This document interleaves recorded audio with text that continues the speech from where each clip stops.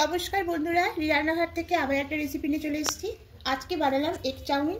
তা কীভাবে বানালাম তা দেখতে গেলে পুরো আপনাদের ভিডিওটা শেষ পর্যন্ত দেখতে হবে। তা চলুন রান্নায় যাওয়া যাক।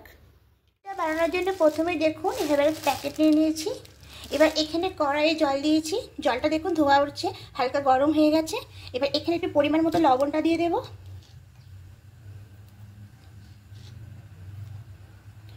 একটু ভালো করে লবণটা জলের সঙ্গে মিশিয়ে নেব। তারপর এখানে সামান্য একটু ভিনিগার দিয়ে দেবো। আপনারা ভিনিগারের বদলে পাতিলেবু দিতে পারেন।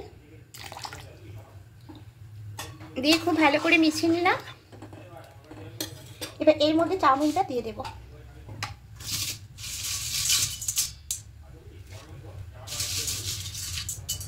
আমি এখানে প্যাকেট থেকে পুরো সবটা করবো না, হাফটা নেব। এবার দিয়ে খুব ভালো করে মিশিয়ে নেব। খুব বেশি গরম জলে রাখবো না, তাহলে চাউমিনটা গলে যাবে। হালকা একটু নাড়াচাড়া করে নেব। দেখুন নামিয়ে নিয়েছি। এবার এটা একটা বাটির মধ্যে ঢেলে নেবো। এরকম একটা ফুটো ফুটো বাটি নিয়েছি, এবার এর মধ্যে ঢেলে নেব।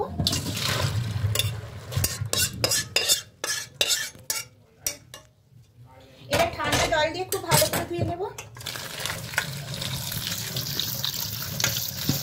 দেখুন খুব ভালো করে জল দিয়ে নিয়েছি। এবার এইভাবে এটাকে জল ঝরতে একটা থালার মধ্যে রেখে দেবো। এবার চাউমিনটা দেখুন পুরোটা ঝরঝরে হয়ে গেছে। এবার এখানে একটু সাদা তেল দিয়ে দেবো। প্রথমে একটু হাতে নেব,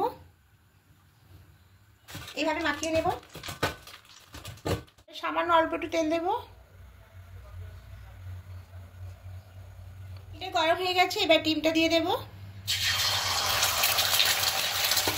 দিয়ে প্রথমে একটু ভুজিয়া করে নেব। দুটো ডিম দিয়ে দিয়েছি। সামান্য একটু লবণ দেবো। এবার এটা ভুজিয়া করে নেব। এবার তুলে নেব।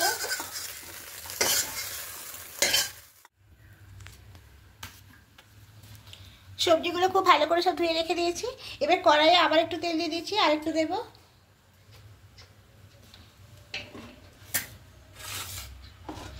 এবার একে একে সবজিগুলো সব ভেজে নেব। সবগুলো একসাথে দিয়ে দেবো। এখন সবজি পাতাটা দেবো না, বাকিগুলো সব দিয়ে দেবো।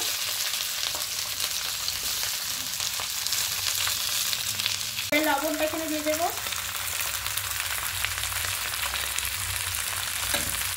এবার সবজিগুলো হালকা একটু লাল লাল করে ভেজে নেব। সবজিগুলো হালকা করে ভাজা হয়ে গেছে, দেখুন এগুলো সেদ্ধ হয়ে গেছে। এবার এখানে চাউমিনটা দিয়ে দেবো।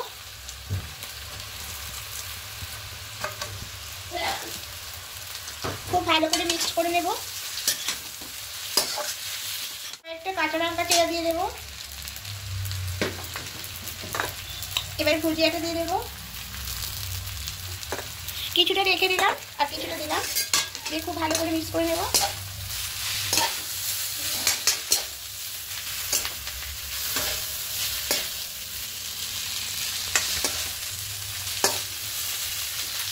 এবারে এর কিছু সস অ্যাড করব। সয়া সস দেব।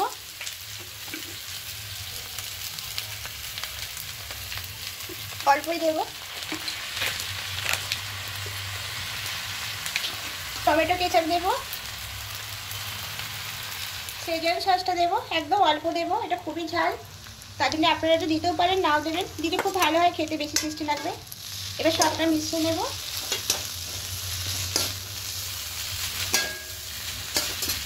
একটু সবটা মিশিয়ে নিয়েছি। এবার সামান্য একটু ধনিয়া পাতা দিয়ে দেবো।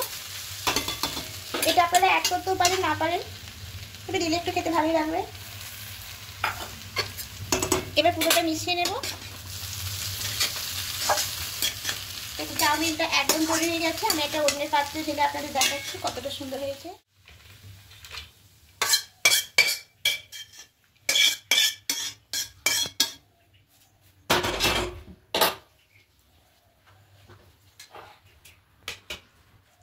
এবার উপর দিয়ে যে ভুজিয়াটা রেখেছিলাম ওটা দিয়ে দেবো।